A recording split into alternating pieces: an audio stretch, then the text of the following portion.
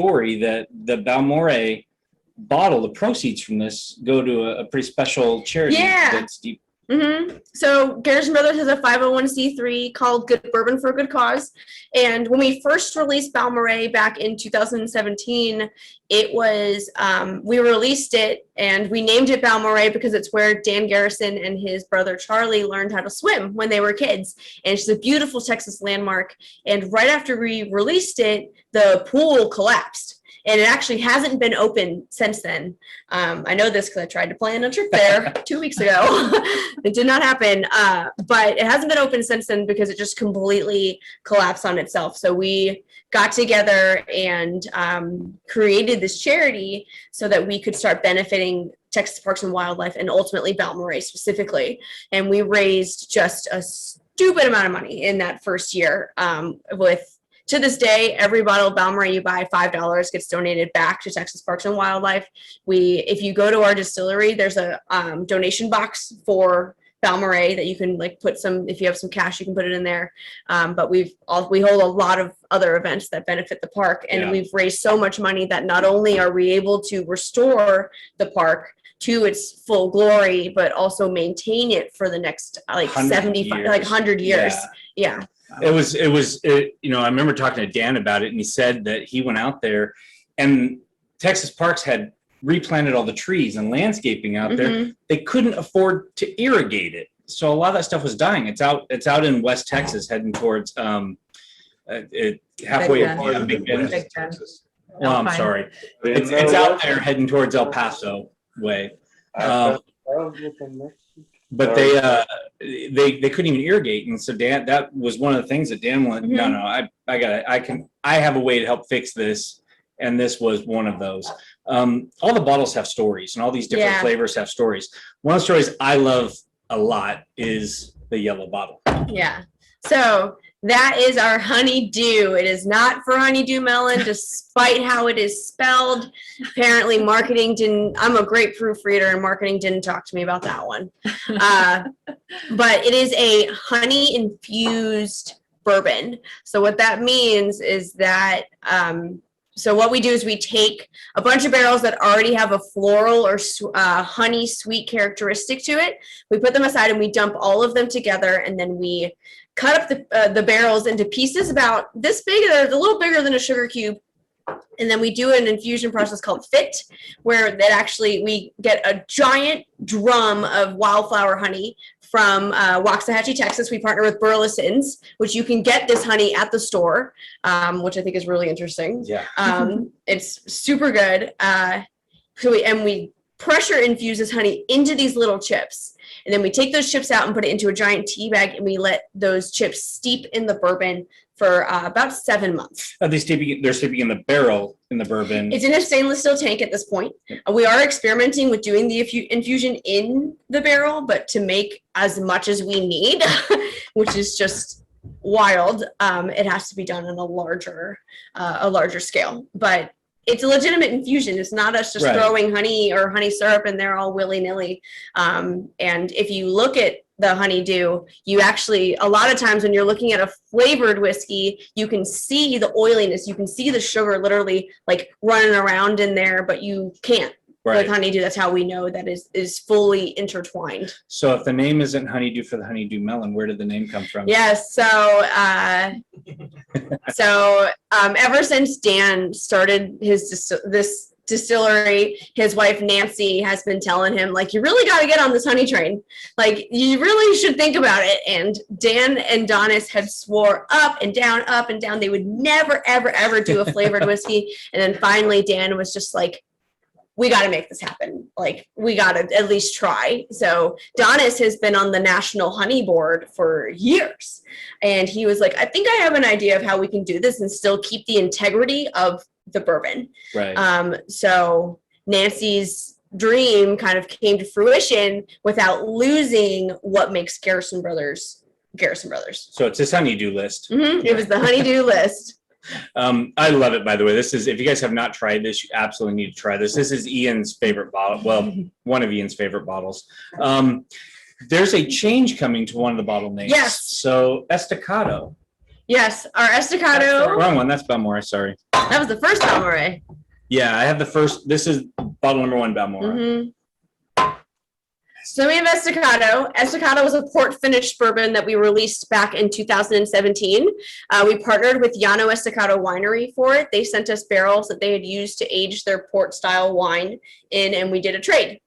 So we got a bunch of their port barrels, and we sent them a bunch of bourbon barrels, and they actually aged a stunning red Meritage wine in it. Ramon, did you ever get to try that wine?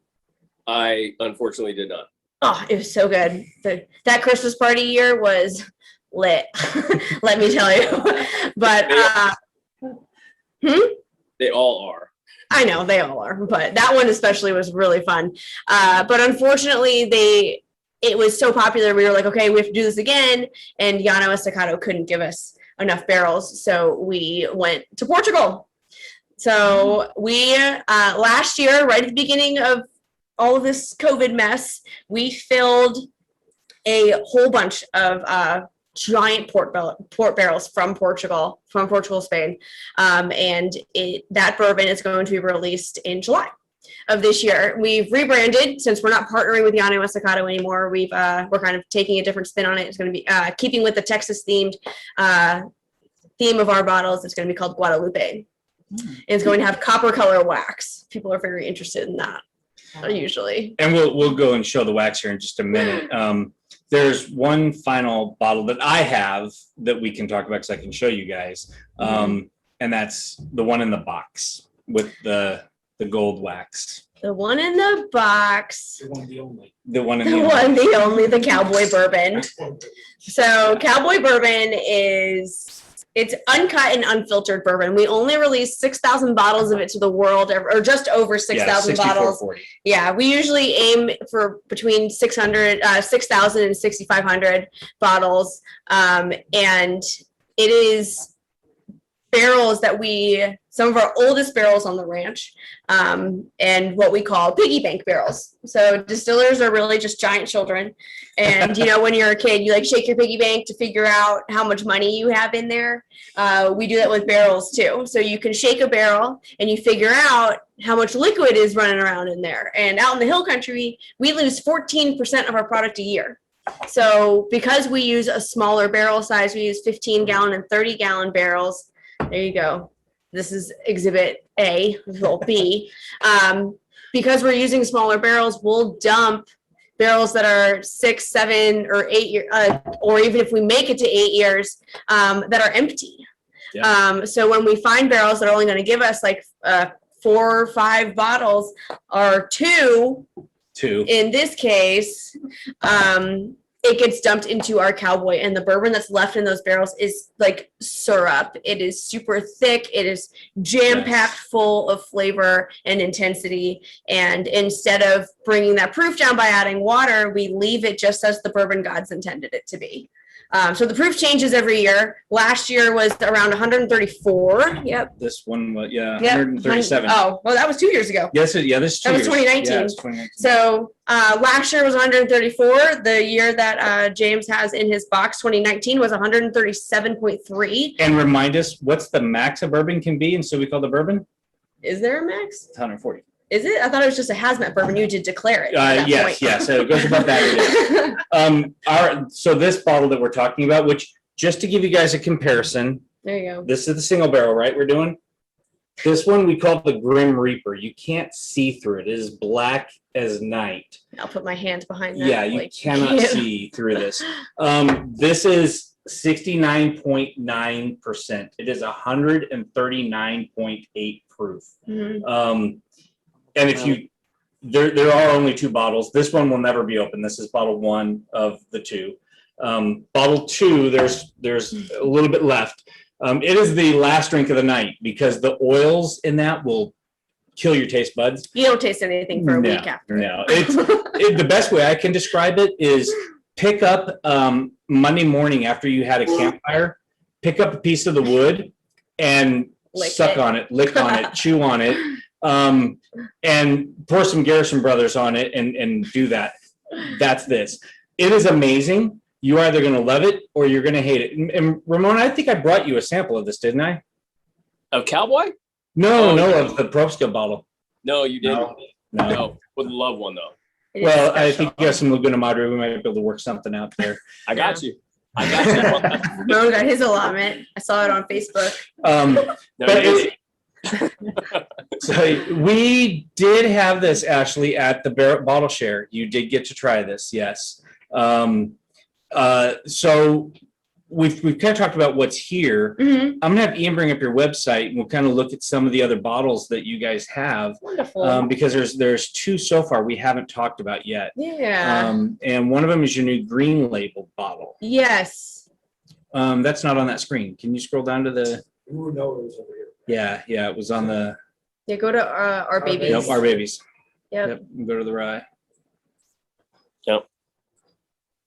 Oh, it's not on there. It was on there. It was. Shot. Was it under shot? So the bourbon that we're talking about, just while we're finding the picture, was we called it High Rye, HYE, because it was, instead of wheat, we used high rye content. We used 37% rye in it. And it was one of those things where Donis started experimenting with it a couple years ago.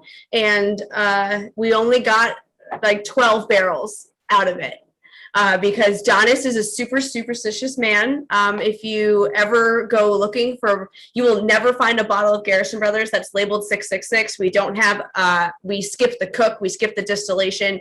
I was actually training someone while I was running our fermentation room. I was training a new guy and he accidentally inputted number 666 and we didn't catch it until 2 weeks later. We had to go back into the system and change every single distillation, wow. every single cook. Like, that's how intense Donis is about this. So whenever something like just really goes wrong and the universe is telling you no, he's like, okay, not going to do it. So when we were doing this, we still had our old grain handling system, which now it's all computerized and it runs off of vacuums, which is super nice. But before, you had to sit up in our like hammer mill room and just like stand like this and listen. And if you heard anything catch, you literally hit a big red button to get it to stop. And our grain handling system completely broke down. Our cooks foamed over, which rye is a super volatile grain. It's very young.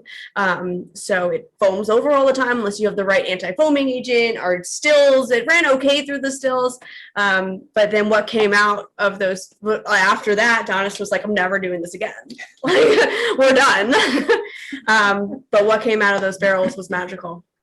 It was we released 1,000 bottles of it at the distillery last year in November, and it was great. Yeah, I can't wait to get my hand on know. a taste of that. There's one other bottle on here which we've alluded to now with Mr. Mendoza having the opportunity to pick it up, and Is that the other one? yeah, you can scroll down to it, but it was the It's on the far right there in our little family photo. yeah. That is Laguna Madre. Some of you may have heard we did a release this past Saturday at our distillery. We had a crazy hooligan line up at 2:30 the day before. Is that the guy with the camper? He brought his camper? Mhm. Yeah. If you can follow him on Instagram, it's the Bourbon Badass. He's a very nice man. But Laguna Madre is a very special project to Garrison Brothers. It is the oldest bourbon we've ever released.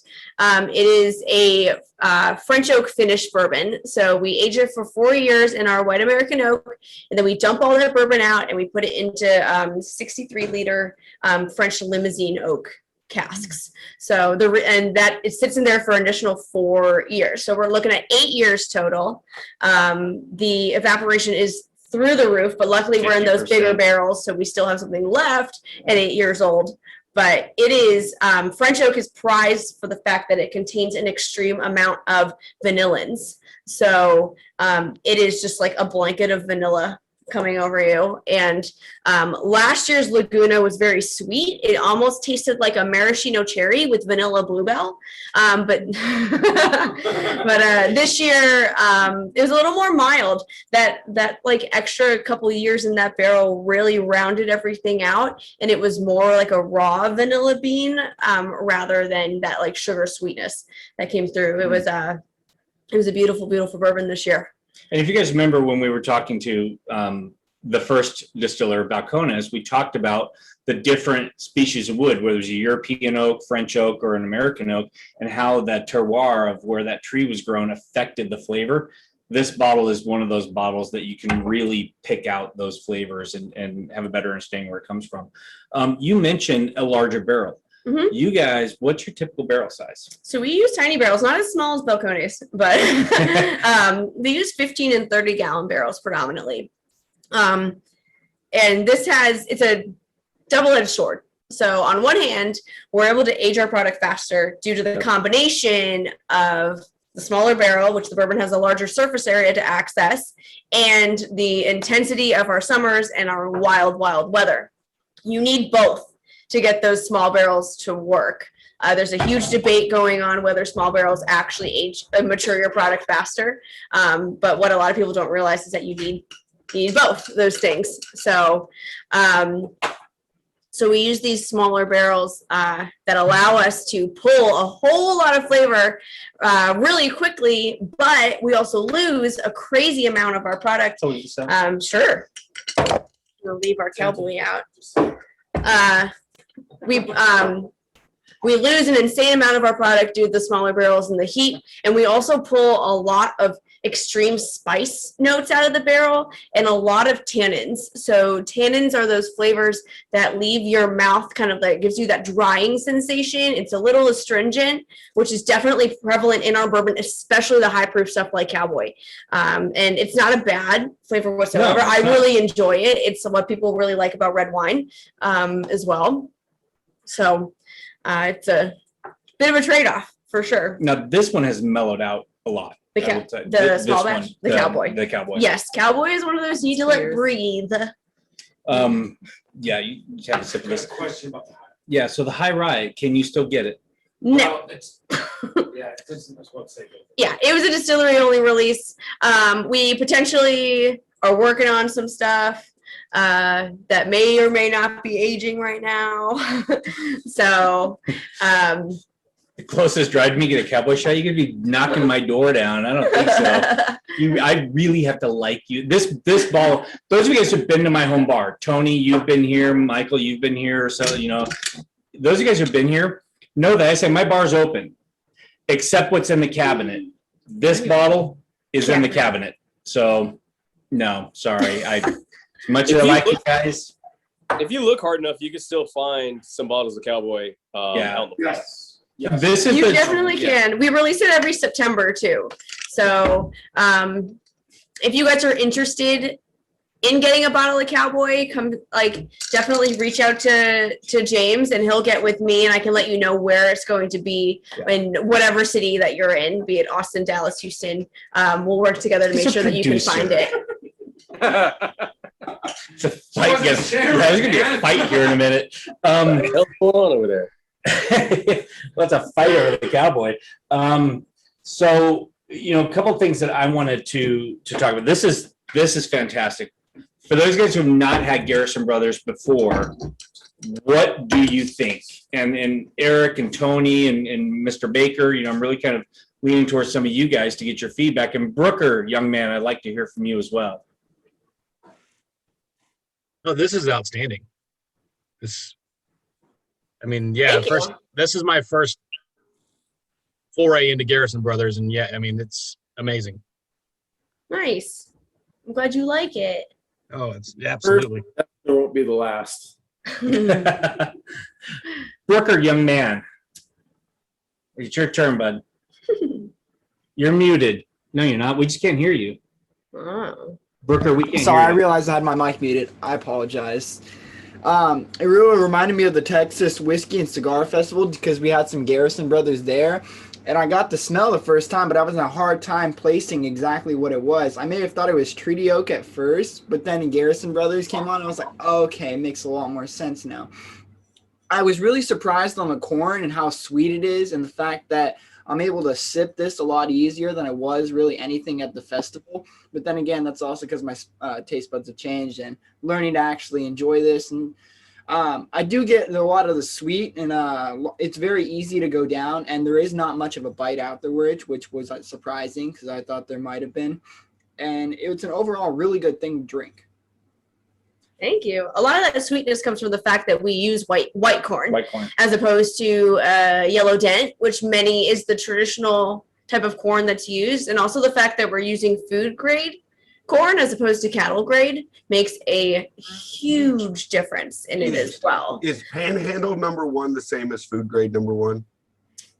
So Panhandle refers to where we used to get our corn from the Panhandle. We had a beautiful relationship with a couple farms up in Dallam County. However, recently we outgrew them. So all of our white corn is now coming from South Texas, but so you have to divide up the term. So it came from the Panhandle and it was #1 food grade. So Well, that's why I noticed some of my bottles say Panhandle and some. yeah. Yeah. That's what it is. So if you look on our newer bottles, which we've rolled out new packaging across the board, we did it last year. This is what our new small batch bottles look like. And if you look on the side, it says the corn variety still, but it just said food grade #1 white as opposed to Dallam County. Are you guys noticing a big difference in the flavors between the years of the Dallam County and the South Texas? Because I got to tell you, I got the 2018 bottle here with the Dallam County, and it is quite literally my favorite Texas bourbon. I loved 2018. I have a bottle that I'll never, ever open. It's all I have left. Then how can you love it? Yeah, so I'm trying to push, there's an idea that I'm trying to like make a thing. So my role with Garrison Brothers is, so I ran our fermentation room for about 2.5 years and was a distiller. And then last year, the company brought me into sales and marketing, and I do predominantly education and master classes. So I can, because people like you were But you're a stumping. young girl. What the hell do I you know. know? What do I know about bourbon?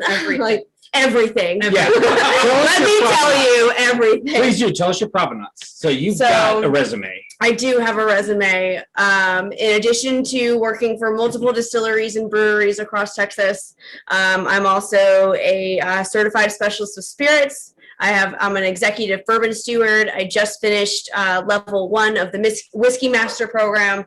I'm working on level 2, and just really anything that I can do, anything I can get. And you were a distiller. And I was a you were- distiller, and I ran our fermentation room. So Quick it's question. mhm. What is the proof on the high rye? I'm The drinking. high rye was 98. 90. Okay. So and I only said that because I have been around people that have said, well, yeah, she's just an ambassador. Bullshit, she's just an ambassador. This girl knows more about whiskey than most people in the state, and she has earned her stripes. Thank you. And you know, for us, it's a privilege and honor to have her here. I'm And just we've happy to be with my friends. Yeah. She's actually the first live one we did was with her, but we've done other things where we did the Balmore when we went through all 3 years That was of so it fun. last year. It was a lot of fun. Mhm. I've learned a lot in spending time with her and working with her.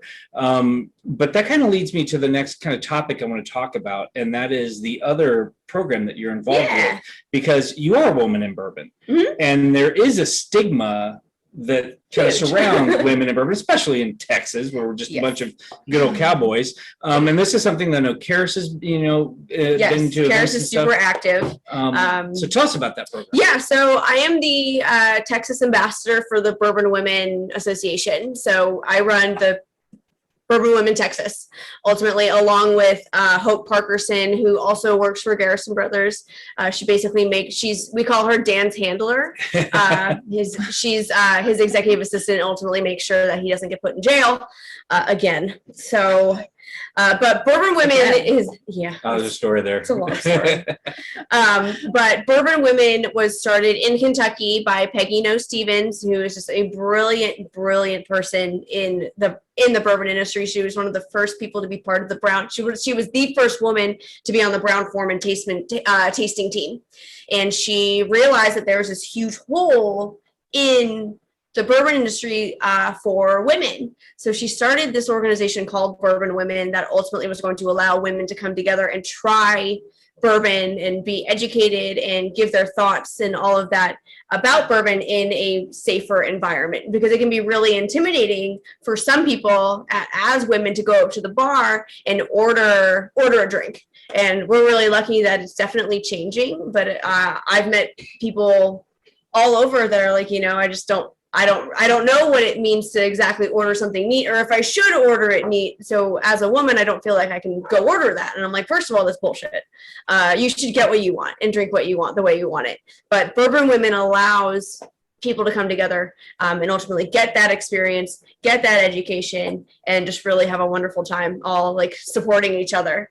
So we put the link in the chat. Yep. We are, so obviously, basically the Texas chapter started right at the beginning of COVID, which was a total bummer. At Jack Allen's Kitchen. Yes, yeah. Our first event was at Jack Allen's Kitchen just a couple months before, and then we were like ramping up to do all this stuff, and then nope, the world stopped turning. So we did a bunch of really cool virtual events where we had women from distilleries all over Texas come and talk about their history, their experience. But now that things are opening up, Hope and I have a lot of really cool stuff planned for our members. So it's open to men as well. We don't discriminate. Like just because it's Bourbon Women doesn't mean if you have other parts you can't come have fun with us. Like it's totally fine. I've been to the events with Karis, and welcome with open arms. It's super fun and very educational. We just drink great bourbon and have a really great time. So last month we did an event that Karis drove all the way to Fort Worth to come to, where it was, we did a tasting at Provender Hall, which is right in the stockyards. And Marsha Licorice came down, Ali Ochoa from Firestone and Robertson. Ali Ochoa is one of the most brilliant people I've ever met. She is like, she's 30 and she's a whiskey scientist, and she is running Firestone and Robertson's entire program, and she has taken. Doesn't she have like a doctorate in chemistry? Yeah, she's like crazy smart, and she has like I have like so right before I started working for Garrison Brothers, I was being poached by Firestone and Robertson, and they gave me a bottle of bourbon, and I'm like, this is not good.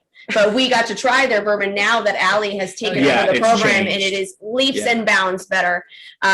So Marsha came down, Ali came down, and now, there's two Marshas in Texas whiskey, and so Marsha Licorice from Iron Root, the mother of Texas whiskey. She's the mom, and then we have Marsha Milam. Yes. But there's another.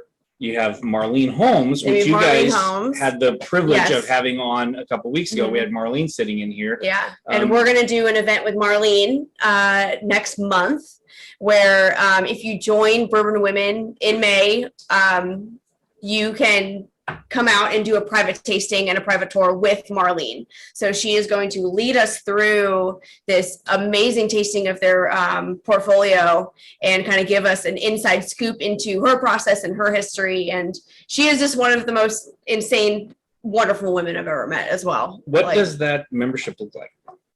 So it's $50 for the year.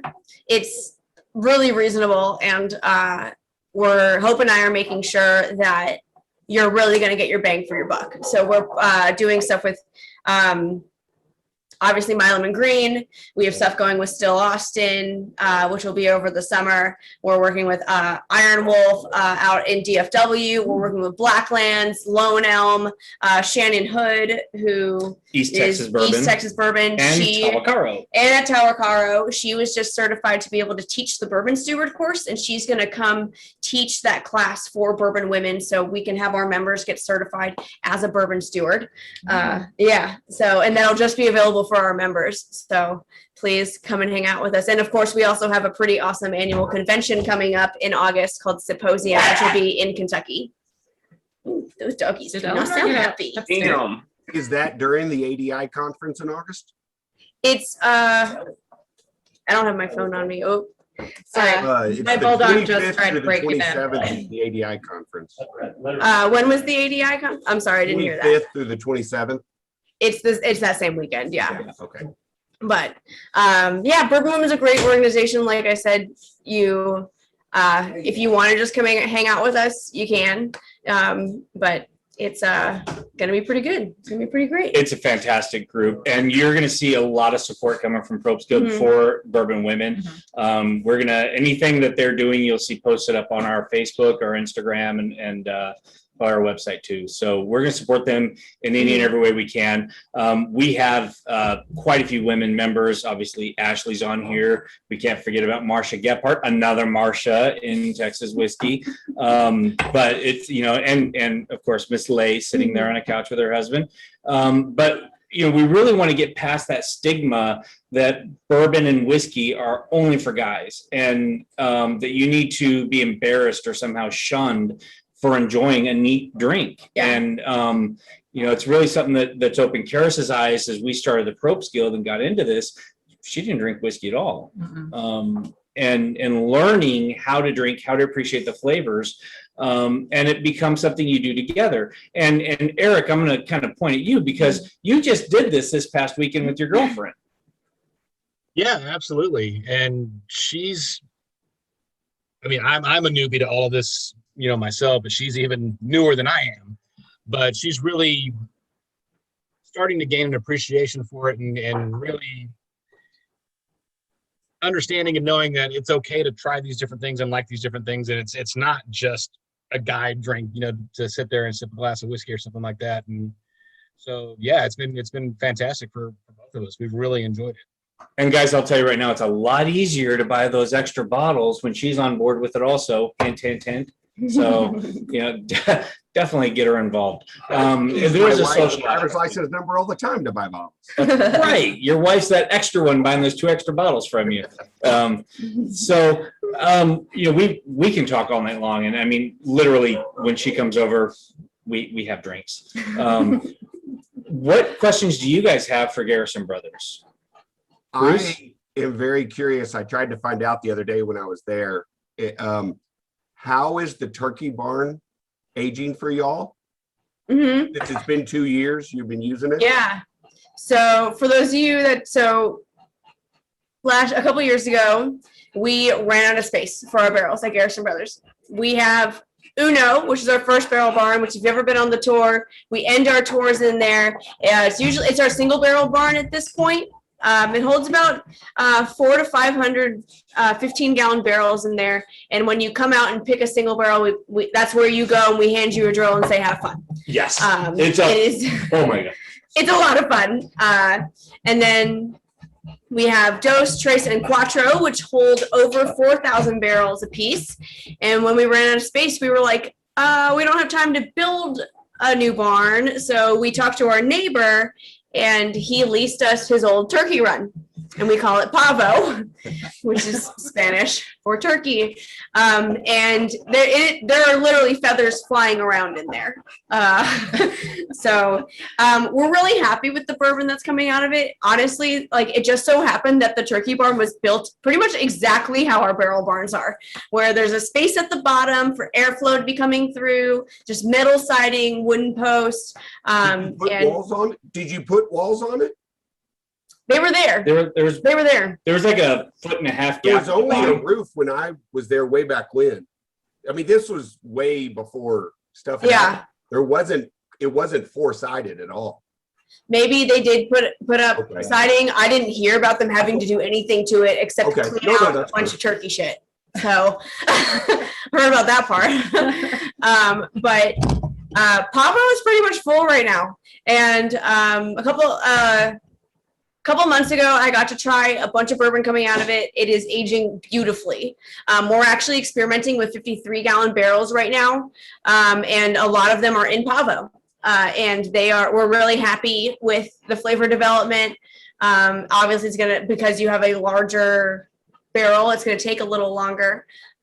So we're happy with the development that's going on out there now. But we are currently, if you haven't been out to the ranch in the past couple months, we are currently building, the Great Behemoth Dance Hall, which we have dubbed it. It is a barrel barn that is larger than a football field, and it is almost done.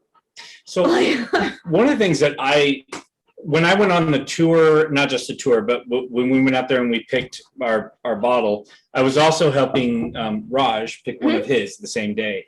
Oak Liquor Cabinet, one of our favorite stores, he had a barrel pick he was doing. We went out there and we participated in that along with our own barrel we picked up. And they do literally, I want to try this one. And they take a drill out there, poke a hole in it and pour some out and plug the hole and you're tasting it.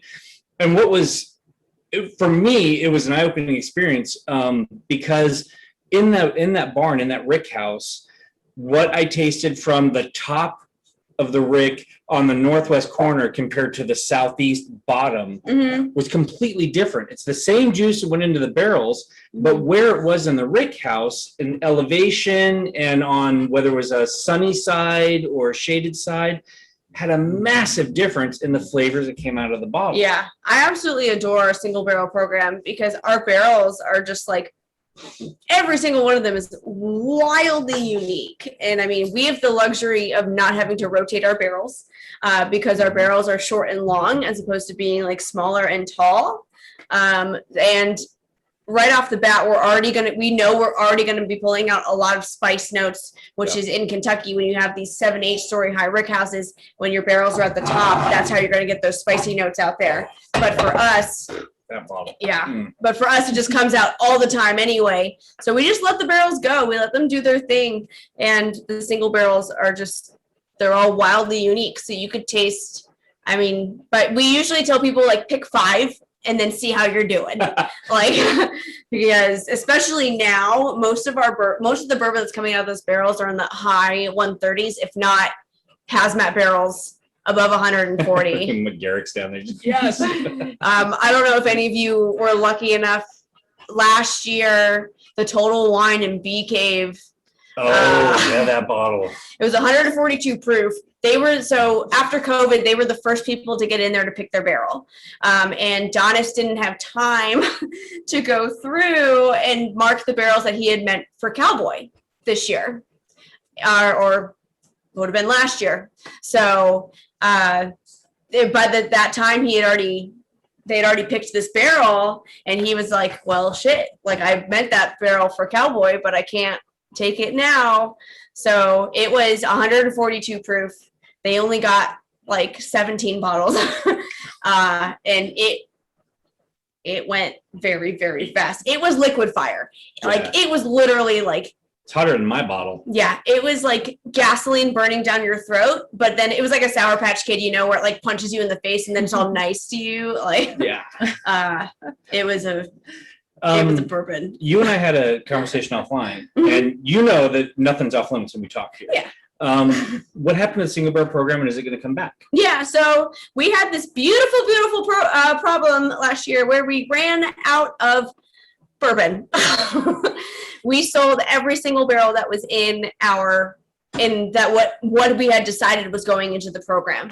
And then you have people like Ramon that just have single barrels just sitting around, like waiting for them to come get it. But so this year we had to put a halt on our program completely, and basically just catch up. Because not only is our bottling overwhelmed, because literally every bottle that we are putting juice into and shipping out is being bought. But we had a glass shortage as well, and we just had to rethink our entire program. And it's been a really good thing for us. It's really kind of shown people like, wow, like this is a serious brand, which again, just blows my mind that like people want, like, we're like a serious brand now, out of you're high not Texas. just in Texas. You guys have gone. We're in beyond over Texas. 40 states, 8 foreign countries. We're on almost every military base in the world. It is just wild, but we had to put a pause. We had to put the brakes on our program, but I'm hoping it's going to come back soon. There are no private barrel selections this year, unless it was previously decided that some people taste a barrel and they're like, I'd really like this to age for another year, another 6 months. And we do allow people to do that, basically on a handshake deal that they're actually going to come back and buy it. But yeah, it's been wild. And I have people like Raj, like literally calling me every day.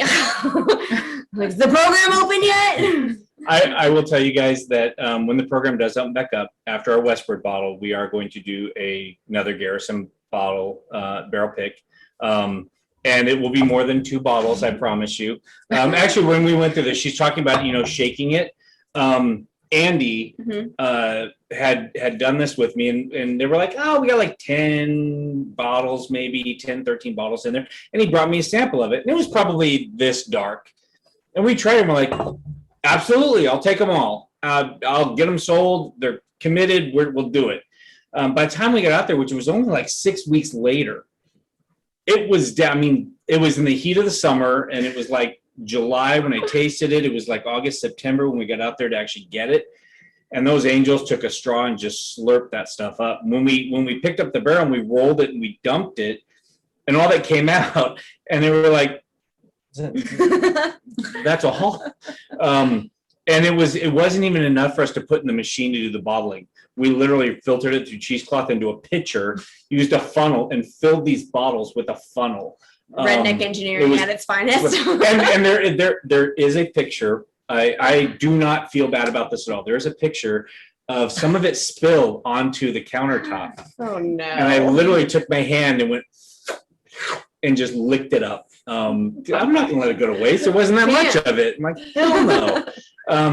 So there was 2 and like 3/5 of a bottle. It was over half a bottle, maybe 3/4 of a bottle. But because it wasn't enough for TABC, we couldn't take get that it. home.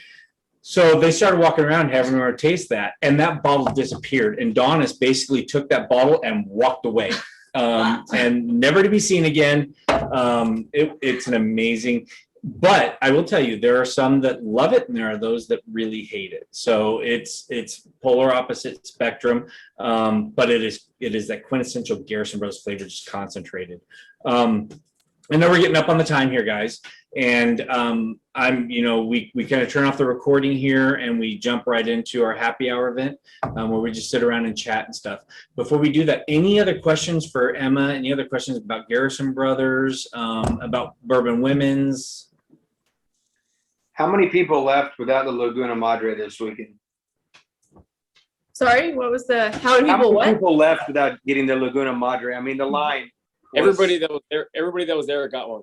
Yeah. Mhm. Really? Yeah. Everybody that was in that initial line got one. We did have to limit it to 1 per person, Right. which people were not happy about. But we sold 598 bottles of it out of the distillery that day.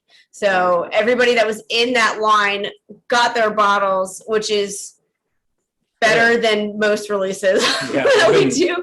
Actually, a couple years ago, my mom currently does work out at Garrison Brothers in hospitality. Her name is Diane. If you go out there, look for the smoking hot redhead. That's my mother.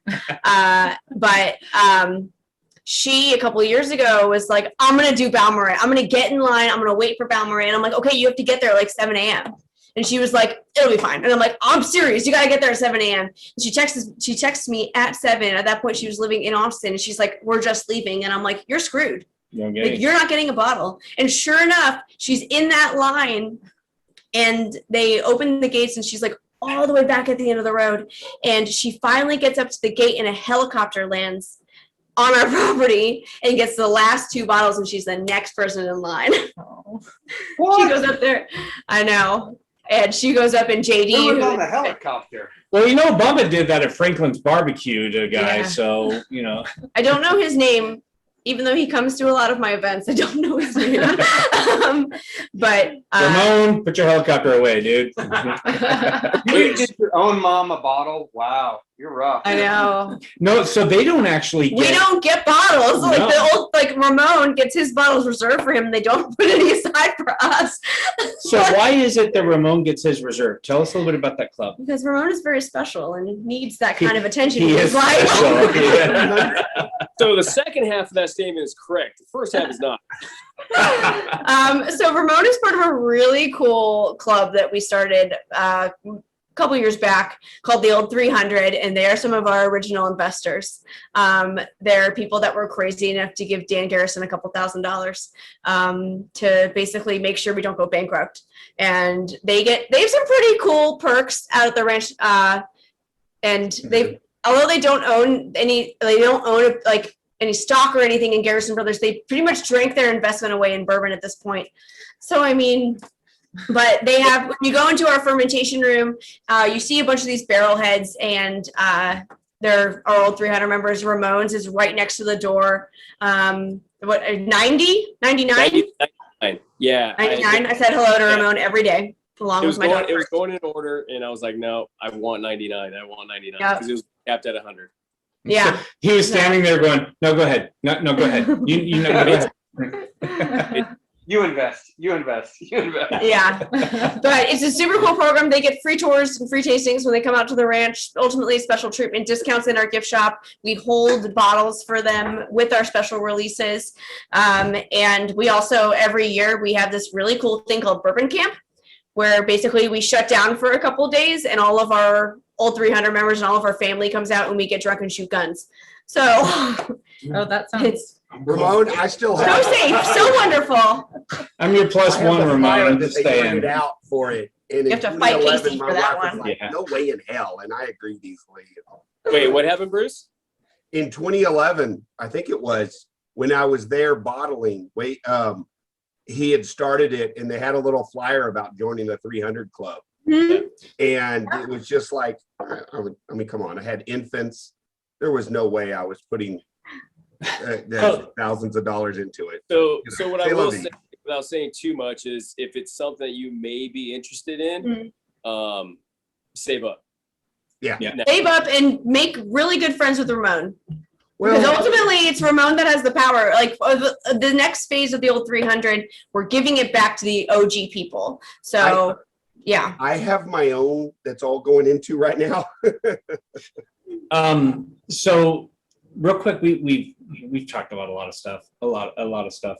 And we're gonna stop the recording. And there's another